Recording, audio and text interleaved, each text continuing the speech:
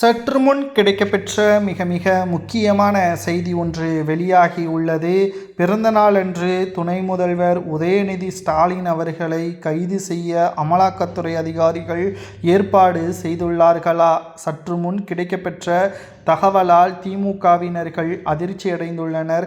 அதாவது திராவிட முன்னேற்ற கழகத்தின் ஒட்டுமொத்த அடுத்த தலைமுறையின் வாரிசாக கருதப்படக்கூடிய உதயநிதி அவர்கள்தான் திமுகவின் தலைவராக அடுத்து பொறுப்பேற்கப் போகிறார். அவரது பிறந்தநாளை திமுகவின் அடிப்படை உறுப்பினர் கூட கொண்டாட வேண்டும் என்று ஸ்டாலின் அவர்கள் ஒரு வாரத்திற்கு முன்பாகவே தொலைபேசியில் திமுகவின் நிர்வாகிகளிடம் தெரிவித்திருந்தார். இந்த நிலையில்தான் உதயநிதி அவர்கள் மீது பதிவு செய்யப்பட்ட வழக்குகள், இதற்கு முன்னால் ஜாபர் சாதிக் உதயநிதியின் நெருங்கிய நண்பர் போதை மருந்து கடத்தல் வழக்கில் கைது செய்யப்பட்டிருந்தார் அல்லவா? அந்த வழக்கு விசாரணையில் உதயநிதியிடம் விசாரணைக்காக டெல்லிக்கு அழைத்து செல்லப்படலாம். அதுவும் அவரது பிறந்தநாளான இன்று அது நடைபெறும் என்ற தகவலும் கிடைக்கப்பெற்றுள்ளது. ஆனால் திமுக 2026 சட்டசபை தேர்தலில் 200 தொகுதிகளில் வென்று வரலாறு சாதனை படைக்க வேண்டும் என்பதை அவரது பிறந்தநாளுக்கான வாழ்த்து செய்தியாக சென்னை வேப்பேரியில் துணை முதல்வர் உதயநிதி ஸ்டாலின் அவர்கள் கூறியுள்ளார்.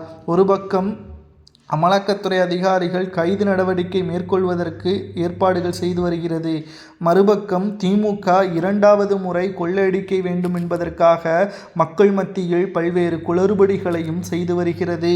ஆனால் 200வது தொகுதிகளில் வெற்றியடைய வேண்டும் என்பதுதான் எனது பிறந்தநாள் பரிசாக திமுகவின் தொண்டர்களும் தமிழக மக்களும் கொடுக்க வேண்டும் என்பதை இந்த பிறந்தநாளின் அன்று தெரிவித்துள்ளார். சென்னை மெரினா கடற்கரையில் அண்ணா, கலைஞர் நினைவிடங்களில் தனது பிறந்தநாளையொட்டி துணை முதல்வர் உதயநிதி ஸ்டாலின் அவர்கள் மரியாதை செலுத்தியுள்ளார். துணை முதல்வருக்கு மக்கள் நீதி மய்ய கட்சியும் தலைவரும் எம்பியுமான கமலஹாசன், தமிழக காங்கிரஸ் கமிட்டியின் தலைவர் செல்வ பெருந்தகை உள்ளிட்ட பல்வேறு தலைவர்களும் பிரமுகர்களும் பிறந்தநாள் வாழ்த்துக்களை தெரிவித்துள்ளனர்.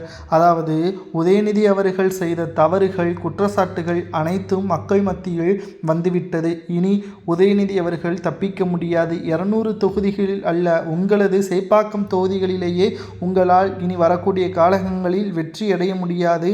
அமலாக்கத்துறை அதிகாரிகள் உதயநிதியை இன்று மாலைக்குள் கைது நடவடிக்கை மேற்கொண்டால் திமுகவின் தொண்டர்கள் களத்தில் இறங்கி அமலாக்கத்துறை அதிகாரிகளது வாகனத்தை கூட அடித்து நொறுக்குவார்கள் என்ற தகவலும் தற்பொழுது சமூக வலைதளங்களில் வைரலாக பரவி வருகிறது.